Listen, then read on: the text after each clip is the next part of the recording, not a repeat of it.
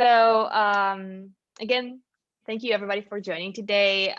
This is for the ones joining for the first time, that I think we have a few faces joining today for the first time. This is a Scrum Alliance user group that was born last year in the middle of a pandemic, and that has the mission, I believe, the beautiful mission of creating an Agile coaching community that is of support from our professional development and our growth. And as part of that growth, we are meeting every Tuesday. So if this is the first time that you join, we encourage you to keep coming for more. We have different activities and things to explore every week.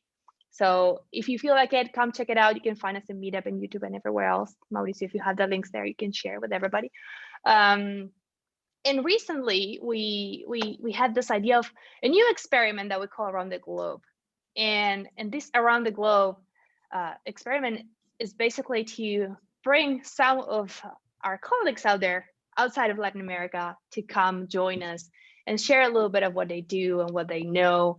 And today we have somebody I'm so excited to welcome. She is, how do we introduce her? She is a master coach with the ICF. She is certified enterprise, I can't even say it, coach with Scrum Alliance, certified team coach with Scrum Alliance. She says her mission is to leave you better than she found you. And I can say that that's true, and she knows why. Thank you. So everybody, Sherry Salas with us today. We're so happy to have you. Thank you. All right, thank you. Well, hello, everybody. It's good to see you. Good to meet you. Glad to be here.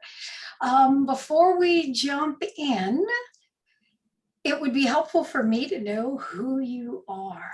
If you'd like to turn on your camera, that would be awesome, because then I can see you, your beautiful faces. And if you are a Scrum Master, could you wave at me or do your emojis or something that would tell me that's what you are? One person is a Scrum Master. What about coaches? All right, I see a coach. What else? Y'all are gonna have to tell me what else. What do y'all do?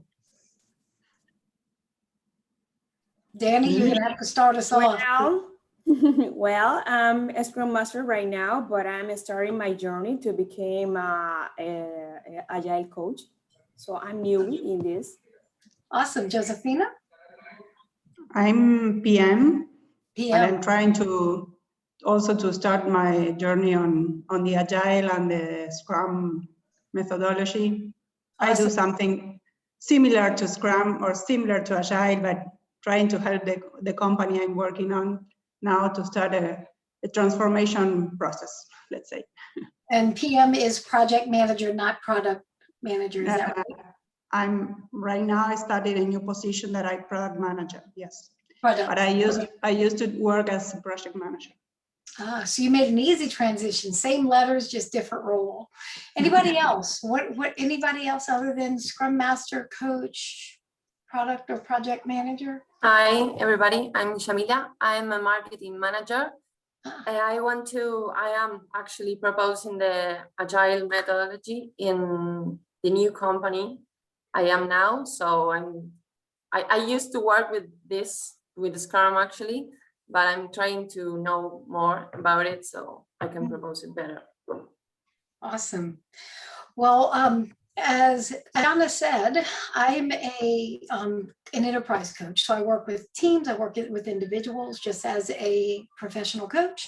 And I also work with organizations and enterprises.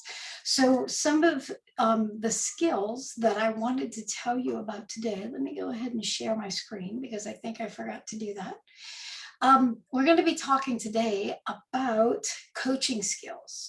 So how you can use professional coaching skills to help you in any of these roles, any role where you have to interact with other humans or you have to help with change. Coaching skills can really, really help you. So in my experience working with organizations, as I've heard a few of you talk about where you're thinking about adapting Agile, moving to different things, moving to new roles. As you might know, change is hard. How many of you love change? Anybody love change? That doesn't surprise me. You know why? Because you're change agents. Now, how do you think the people who you're helping to change feel about change? I think my boss, that is the head of operations, it's really into this, and he loves changes too. So that's a really good thing to propose this. But I don't know about the company yet. I think it is because it's a technology company, but Yeah, I don't know yet. awesome. Well, in my experience, that's me, I'm going to skip that. In my experience, what I have often seen and found when people try to work, say they're a scrum master or some kind of a manager or a agile coach, and they're trying to bring change into an organization, often the first thing that happens is this: they get a big train wreck. Why do you think they get a big train wreck? What are some thoughts? Maybe because at the beginning it seems to be a mess. They're trying to readapt or to change whatever we have to change, the processes or the way we work on the day-to-day, no? Mm-hmm. Yeah, I agree. That's a or big the way part. we think about the things. You know? We have to change the minds that it's difficult. Yeah, change can be really hard. And when you're the one trying to promote change, there's something that happens if you're not careful. And it's resistance. The number one question I get from Scrum Masters and coaches about doing organizational change and adopting agility is, how do I handle resistance? It's a big deal. I kind of have a funny answer. My first answer is, well, don't create it. Because most of the resistance that you face is not actually resistance to change. And it's not resistance to Agile. It's often just resistance to you as the coach or as the Scrum Master, because you're pushing your own will on other people. And so what happens when we make things about Agile or about our own success? I was hired here to make change, and we start pushing change on other people, they suddenly resist that change. Why? Because it's not about them, it's about you. And I want you to think for just a moment. Let's pretend that you have a neighbor, and that neighbor comes over to your house, and they go into your kitchen and they look in your cabinets and they're like, you've got everything set up wrong in here. And they start moving things to different cabinets. And then they look over your shoulder and they're like, what are you doing? That's not how you cook beans. You're supposed to do it this way. And then they start telling you how to do that. How are you gonna react to that? Obviously not good. Not good. But why? They came into your house and they started telling you how to run your home. They started telling you that what you're doing isn't good enough and they know better than you. And like, step aside, I'm going to tell you how to do this well. Well, yeah, that creates resistance. Even if they do have good ideas, even if the things that they're telling you can help you to do a better job and can help you to cook those beans faster and to cook them better, you're still going to encounter resistance with them because the help was unsolicited and because they're focusing on the wrong thing.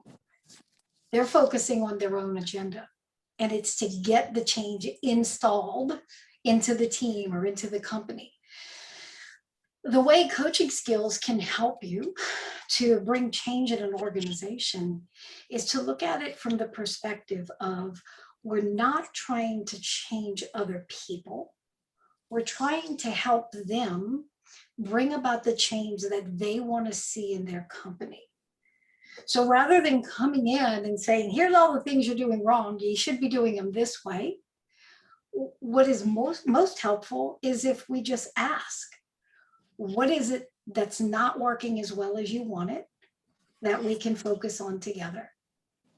What are the things that are getting in the way of your success? What is it that you wish you could do, but you're not able to do? Focus on those things. Because when you focus on their agenda and on their problems instead of your own, I'm looking around and things aren't agile, right? When you focus on their problems, they receive you. Why? Because it's about them. And because you're not here to change them, you're here to partner with them. And coaching is about partnership. It's about working with the people who bring you to help them. And it's not about getting compliance. What I often see in organizations where people want to make change, it comes down to, we're going to all get compliance. We're going to install Agile. I'm going to tell your boss if you don't listen to me. And then they really just focus more on, you've got to do it the way I said. The thing about compliance is this. I can get compliant really quickly. I can come in, I can force you to do things. I can tell your boss, I can threaten you, and I can be a forcing mechanism to make you do what I said. The problem with that is that when the forcing mechanism leaves, all of the change rolls back. It's like pushing a big boulder uphill, and as long as you're holding it, it's going to stay in place. But when you let it go, it's going to roll backwards with force, and it's going to bring even more destruction in its path. And so when we work with organizations as a coach, instead of trying to take over and force those organizations to do things, what we do instead is we ask them how we can partner with them. And when you are a partner, that means that both people in that relationship are in equal standing. See, as a coach, you're not, or a scrum master acting in as a change agent, you're not beyond or above the organization. You're actually in partnership with the organization. And one of the things that can help you to be in partnership is this. Now, this is probably the most important thing I'm going to tell you tonight. When we look at the people we work with, we have to see them as not broken. We're not there to fix them. They're not unintelligent. They're not incapable. They're actually competent, creative, and resourceful people who were running the company before you showed up. They were doing their jobs before you showed up. And now that you're there, they're still competent. And when you leave, they're still going to be competent. Right? But too often, when we've got our own ideas about what needs to change, we look at ourselves as competent and other people as not competent. Kind of like the neighbor coming to your house. So when we look at people as being competent, it shifts a lot of things. How many of you have ever gotten really frustrated because somebody wasn't doing something right? Some manager was saying the wrong things, they were doing the wrong things, some team member was not following the process, things at the company are not agile. How many of you have ever experienced that frustration? Yeah, I have too. I've been like, oh, what are you doing? They're making me crazy. I can't take this anymore. What that is a symptom of is two things. One, that you are working from your own agenda and they are getting in your way. And two, we're not looking at them as being creative, resourceful, whole, not broken. See, we're looking at them as broken. That's why they keep messing my stuff up. So if you look at people as competent, something shifts. And when they do these weird things that you're looking like, what in the world are you doing? And why are you doing that? You're making me crazy. When we see them as competent, we may get that initial, what in the world are you doing? But it turns to curiosity. So instead of becoming an accusation of incompetence, we look at it and we're like, very interesting. This person is competent. They're doing this really weird thing. There must be a reason. There must be some problem that they're trying to solve, and this is the solution that they came up with. What is it? And does that problem still exist? Right, so it's a whole different way of looking at people. So I want to ask you all to take just a second and think for a minute. When you imagine you're at work or you're on Zoom with the people you work with and you're looking around with them, how many of them do you see as fully competent? No questions asked. You're a human. You've got a job. You're competent. And what would be different if you saw them as competent? How would that change? Or how would it change you? Anybody want to share?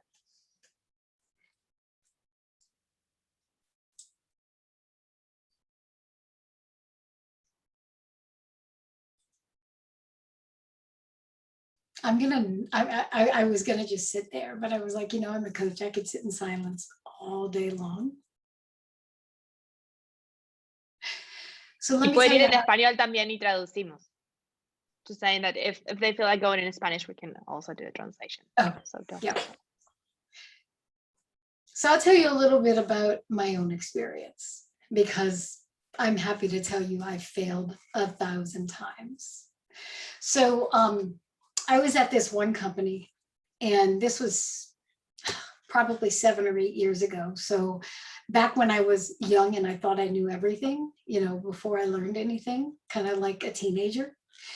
And I was working at this company, and oh my goodness, I was so dumb. So we were in the middle of an Agile adoption, and, you know, they had changed roles. And so we had all these scrum teams, and they had this project manager. And it was like, why? There's no project managers in Agile. I actually said that to this other human. Like, there are no project managers in Agile. You don't belong here. There's not a spot for you. You can't be a project manager. It's not in the Scrum guide. Yeah, that didn't go over too well. I see some of you laughing like, really? Are you that dumb? Did you really do that? Yeah, I did. Why? Because I looked at this person as being broken. You have a broken role, you're doing it wrong, you're not acting the way you should act, and you're not being obedient, and you're ruining my Agile adoption. Well, that didn't go over too well. And I was also not very successful until I realized that that person actually knew what they were doing. And while their role wasn't listed in the Scrum guide, their role was extremely valuable to what we were doing, because they were able to see the end-to-end process. They were able to help us get through the loops that went outside of just the Scrum team where we were building things, and to connect all the way through to the customer that they even had to train to use the product. So you see, that project manager could see what I couldn't see, because I was so wrapped up in my own success. So when I started looking at, when I realized finally that that person was really intelligent and that they were competent, it changed the way I dealt with them. Thankfully, they forgave me and we were able to work together. And I learned a lot from that experience about how just because someone is different than you, it doesn't make them bad. It just means they fill a different gap. So at the end of the day, it's about relationship. So when you're working as a coach, one of the big things you're doing is building relationship. You're creating a space for safety, for psychological safety. You're creating a space for vulnerability. You're creating a space where people can sort through their thinking, and they can not be afraid to admit that they don't know something, or they messed up, or they're not sure what to do. And that comes through relationship. And when you build those relationships, that's what helps you to be able to have the space to be able to even give any input or any feedback. Part of coaching is making observations about what you see. and what you hear them telling you, and stepping back and looking at that bigger picture.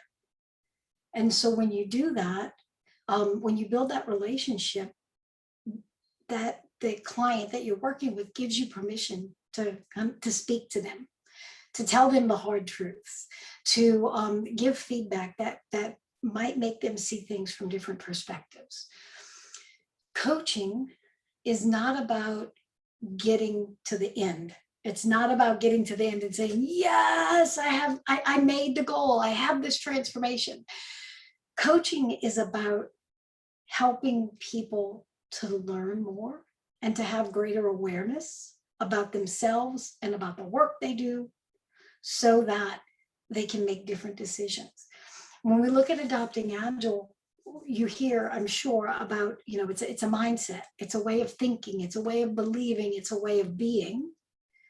Well, when we're working with people using coaching as a foundation, it's the same. It's about helping them to see things from a different perspective, from multiple different perspectives, so that they can make the choices that best serve their company.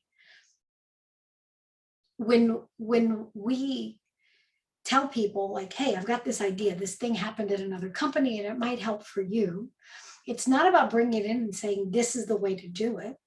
It's about introducing that idea and saying, hey, here's this thing I did at this other company, and recognizing that that other company was different, that your situation is different, and it might not fit in here, and it might not fit in the same way here. However, here's some information I have. What would you like to do with that information? How would this fit if you did something like this at the company you're at? Right? So it's not about coming in and installing what we already know. It's about helping them to think through the issues and figure out how they will improve the things that they have. The biggest part of coaching is about being in a stance where you're asking more than you're telling. Okay. So as a coach, you've probably heard, if you've heard anything about coaching skills at all, you've probably heard that there's a lot of questions. Right? Some of you have heard maybe the phrase powerful questions, transformational questions. Those aren't particularly anything special, other than they're open-ended and they're focused on things that the client still needs to learn. So rather than asking transactional questions like, what did you do? What did they say? What's your problem look like? Tell me all the details so that I can solve it for you. Instead, we're asking questions that help people to think outside the box. We're asking questions that help them think into the future. What is it that you would like to see happen? How would this look if you were successful? What might get in the way of you doing this? Who can help? Right? What ideas do you have that you haven't tried yet? So we're asking questions to make people think so that they can take what they do know and expand their knowledge so that they can see things from different perspectives. Sometimes we ask people to think about this from the perspective of, let's say, the other team that your team is arguing with. Think about it from their perspective. How do you think they see it? Think about this from the manager's perspective. What do you think is happening with the manager that's causing them to behave this way? You might ask questions like, well, what can we do differently to get you the results you want, but not create the problem that's happening right now, right? So questions are really important, but they're not the only aspect of coaching. There's also listening. Listening, silence, and listening are two core skills of coaching. If we can't listen, then we can't ask questions. So it's really interesting the way that most of us learn communication. Okay? So if you think about it, as a child, your parents taught you to talk. They were all excited when you said whatever those words are, right? Those first words. I have a grandson that's 2.5 and he's just starting to talk. And so we're thrilled no matter what he says, right? He says eyes and it's like, oh yes, I'm so happy for you, yes. You know what we don't teach him how to do? Listen. Now we might teach him how to comply and obey, but nobody really teaches you how to listen. And so listening means that you're actually hearing beyond the words, that you're seeing body language, you're hearing tone of voice, you're hearing speed and energy that changes in people's voices. You're seeing the way they make certain expressions or use their hands for things. And all of that is a message, right? There's also listening at a global level, which is about recognizing the sentiment or the emotion that's in a room. Have you ever walked into a meeting or walked into a room and you were like, ooh, it's pretty tense in here. Something's happening and I don't know what it is, but I don't like it, right? That's listening. It's listening at a sensory level. It's called third level listening. And so you're not just listening with your eyes or your ears, you're listening with you're feeling the energy that happens in a room. You can, if you think of, maybe you've gone to a ball game or something like that, you can feel that energy. You may not know who's winning, but you know somebody's happy, right? You can feel that energy. It's that same kind of listening that you do in organizations. When you're there and you're working with your teams and you're working with individuals, you're part of what you're doing is taking that step back and noticing what's happening, what is called at a system level. So what's happening between individuals? What's happening? How does this person react when this other person says something? You'll also see how things happen. It's really interesting the way things happen in systems. So have you ever experienced that, like somebody way over here, some manager or somebody who's way off several levels away makes some kind of a change or some kind of a decision? And then way over here, you've got people who actually do the process and they're like, this is making us crazy. They broke everything, the whole process, they broke it. Who made this change? And it's because when something happens in one part of a system, it always impacts the other parts of the system. It's like a series of gears in like a clock mechanism. When you turn one, all of them turn. So you can't change one piece of a system all by itself. When you make a change in one place, it impacts other places. So why is that important when I'm talking about coaching skills? Well, it's important because we need to recognize that the thing that's happening right in front of you, that might not actually be the problem.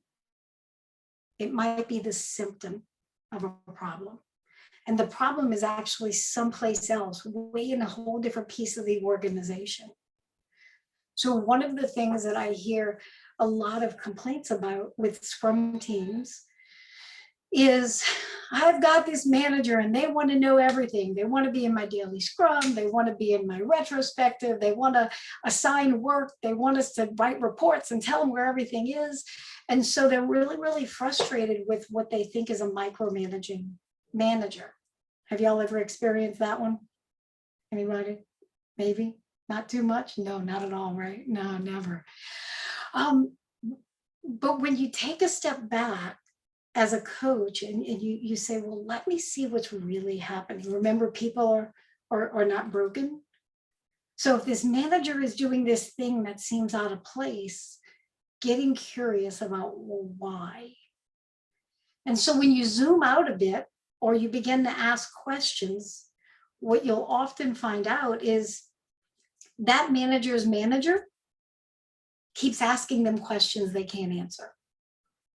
The manager's manager is holding them accountable for the work the team is doing. And they want to know all this stuff, but the manager doesn't have answers. Well, how else are you going to get answers? You're going to go find out, right? So then by being able to zoom out and see what's happening, then you can actually have the real conversation. Well, what is it that the manager needs that he or she is not getting? Let's present that problem to the team rather than the solution of I'm going to micromanage. Let's present the problem to the team. As a manager, I need this information because my boss is on my case for it. Okay, team, how are y'all going to make sure that this manager has what they need to be able to do their job? And then the team can figure that out. Maybe they solve it the same way the manager did and say, come to our daily scrum, you'll know what's happening. Maybe they say, well, we'll send you an email, or, hey, look, in the tool that we manage our work in, here's a dashboard, it's right there.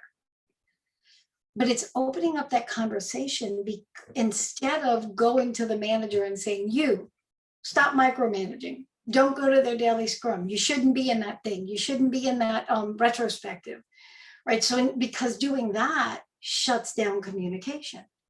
And now all you've done is created resistance with the manager because now they don't like you because you're standing in the way of their promotion. You're standing in the way of their raise because you are telling them they can't do their job and their boss is telling them something different. And now you're in the way. That's why resistance happens. So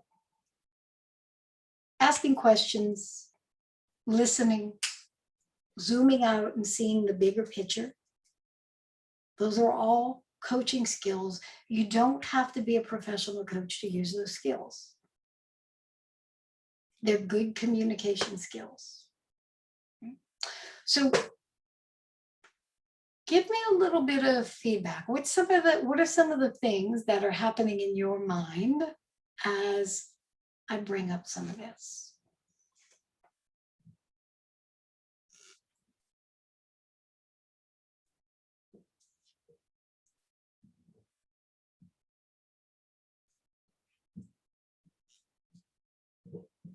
Again, it can be in Spanish. We can translate if you guys feel more comfortable. Yes, definitely. Yeah. Any thoughts? What was coming up to my mind, you know what, I was thinking about how important self-management is, and how that first reaction that we might have is that I always remember Lisa Atkins speaking about the screaming chihuahua, and it was so graphic. The idea of the chihuahua in my head was like, this is me. So every time that I get that, oh, and the management. So the first reaction might be like, and I think this is part of what I think it's so amazing that we have to work through and work with, and it's this idea of like, this is not like doing things right is not who we are. Who we are is we partner with. This is not what we do. We don't do it right. We are there to support. So changing that, like doing that shift and starting to get that chihuahua trained. So every time that it happens, we acknowledge it. We're like, okay, why is this happening to me? What is it that I'm feeling right now? Why am I feeling this?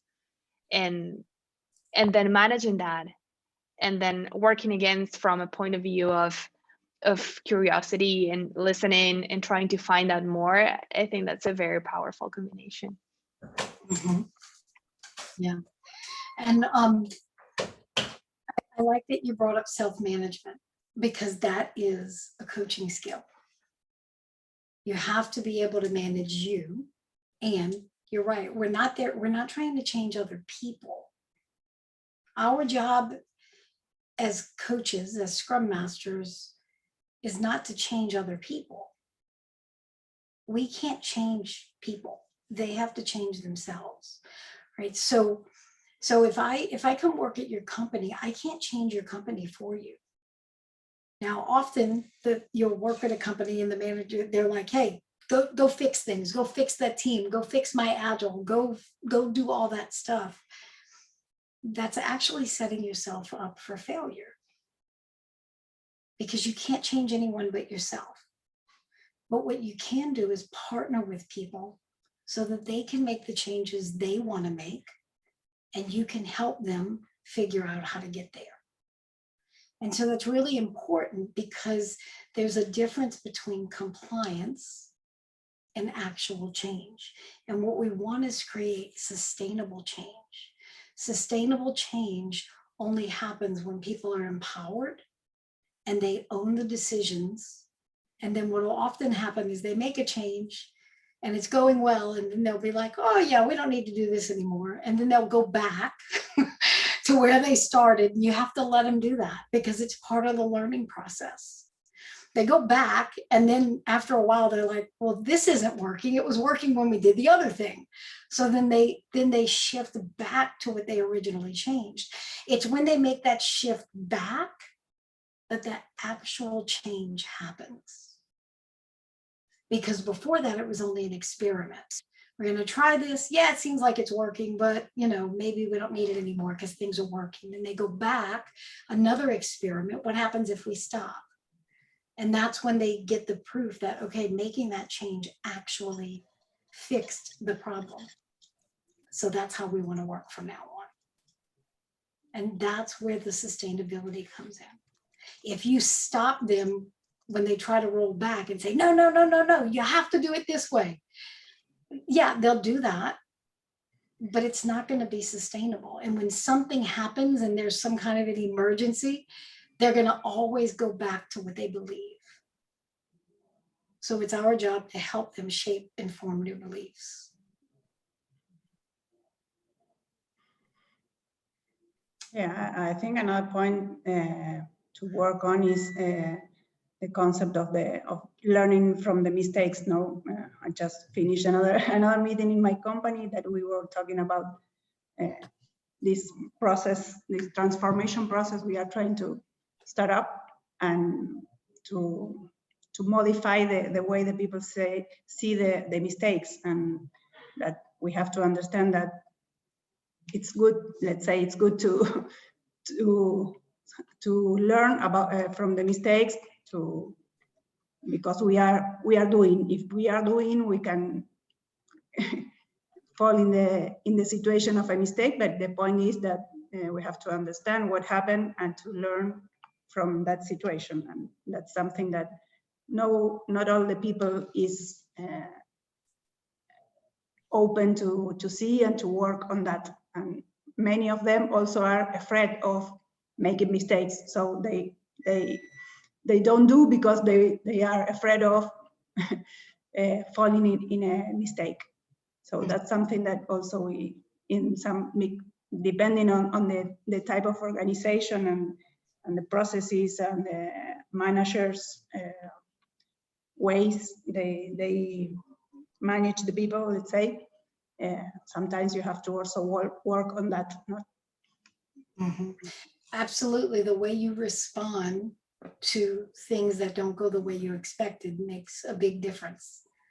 Because if you respond in a way that, this is terrible, you shouldn't have done that, this is an awful thing, when things go wrong, people are going to be afraid.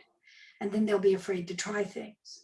But when we recognize that what some people might say is failure is really just a process of elimination. You eliminated how not to do this. There's one way we're not going to do that again. Let's try something else. There's another way we're not going to do that again. Let's try something else until you find the way you do want to do it again. Right? There's a great point. So I want to show you one last piece here. And it's about mindset of you as a coach. So we talked a bit about helping people in the organization we're working with to change their mindset. But I think it's really important as you as Scrum Masters and coaches and change agents that you recognize the difference in mindset that working as a coach needs. And you don't have to be an Agile coach to work as a coach, to work with a coaching mindset. So to me, there's when we're doing change and we're trying to help people to change their organizations, there's two prevailing mindsets. One is a consultant mindset, one is a coaching mindset. And here's the difference between the two, at least in my own opinion. Other people might not agree. But in my own opinion, and what I've seen in practice, is someone who works with a consulting mindset. The strategy they use is basically, I'm here, I'm going to assess, I'm going to look around, and I'm going to look at all the things you're doing, and I'm going to decide and judge whether they're right or wrong, whether they're good or bad, and what you need to fix and what you need to do differently if you want to be successful. And then I'm going to tell you how to do that. There's nothing wrong with that if you're a consultant, but it's consulting, it's not coaching. And so the way a coach would do that exact same job is when they come in, instead of assessing and deciding whether what you do is good or bad, right or wrong, they're going to instead ask questions. And the big questions are to ask you what's working, and to ask you what's not working, and to find out from you what's frustrating and in your way and things that need to change. And then to kind of present that back and say, okay, here's the 5 or 6 things that you said are not working. Which ones are most important to change? A consultant is going to try to force you to change all of them. A coach is going to say, what's most important to change? What are the first ones we want to work on? And they're going to recognize that sometimes it's a business decision to not fix something. And that's okay. And sometimes as a coach, I'm going to give you my professional opinion, and it's okay if you don't take it. Why? Because it's your company. It's your job. It's your team. You can do that. And it's my role to support you in that choice. And later on, if you find out that what you chose wasn't right, then we can go back and we can experiment again. Right? So as a coach, what I want to do is I want to find out what you need, and I want to help you accomplish what you need, rather than me telling you you're broken. It's the difference in mindset between you're broken, I'm a consultant, I'm here to fix you, or you are not broken, you are fully competent, and I'm here to be a partner to help you make changes that you want to make in your organization. Often it's because those people don't have the time to focus on the change. As a coach, I've got all the time in the world to focus on the change. That's my only job. Everybody else has a real job, and Agile is not their job. They've got some other job to do. And so when we're helping people to make changes in organizations, especially for us who like change, like, hey, I like change. That's what I do for a living. I make change. That seems like one change to us. Yep, we're just going to start doing Agile. We're just going to adopt Agile. That's just one change. But to everyone else, the people who are experiencing the change, it's hundreds of changes, maybe thousands of changes. And you're just throwing them at them like that. It changes all day long. And they're like, I can't breathe. I can't do my job and change. This is too much all at one time. And it all might seem simple, but it's a lot to handle, even if it is simple. It's a lot to remember. You're changing process, you're changing words, you're changing jobs, you're changing responsibilities. You've got all these changes. And so we need to be aware. And I think if we approach things with a coaching mindset, we won't push our own agenda, and we won't push beyond what the client or the people we're working with can handle. Why? Because we'll set up a pull mechanism.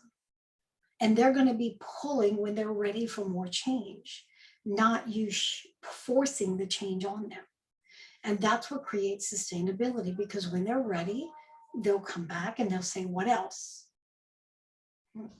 So a lot of working as a coach is just being aware of the humans around you, right? Being aware that they are humans, that they are competent, and being willing to listen more than you talk, to ask more than you tell, and to trust that the people you're working with, they could do this without you if they wanted to. They chose to have you with them. And so building partnership is really important. So if you'd like to get in touch with me, feel free to get in touch with me. You can email me or check out our website. Happy to answer any questions that you might have. And before we go, we've got a few minutes. Does anybody have thoughts, questions? You can even tell me I'm wrong about everything, and that would be awesome to hear, because then I can learn.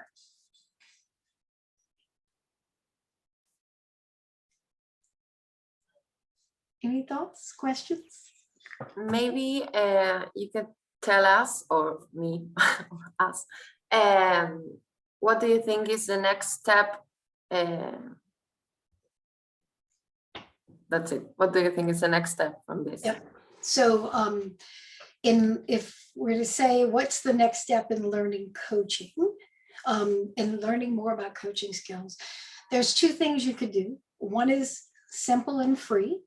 And so if I will write it in the chat, scrumalliance.org/labs.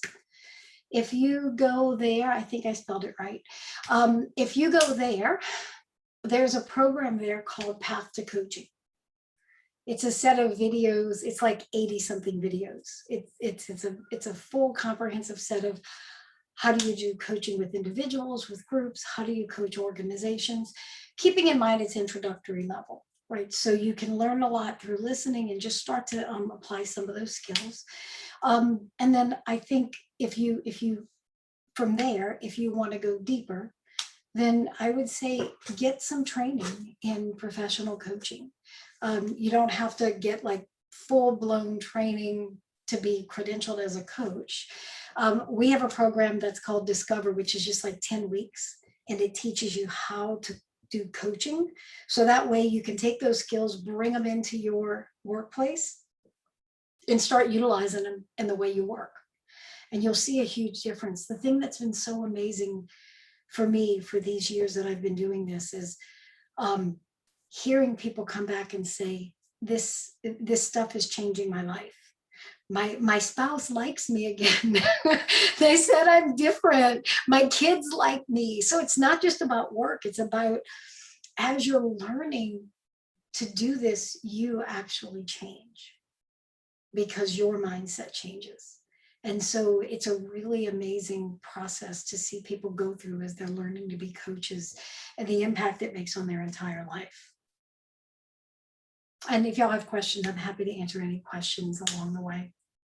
What else? Thank you. You're welcome. Any other questions? And before we move into the next one, I think Daniela had her hand up. Shamila, you're more than welcome to keep joining. We have on the 4 weeks of the month, we have talks and workshops, and we also have practices for professional coaching. So if you're at an introductory level or you haven't even been in coaching before, you can come observe, and maybe that would be useful for you.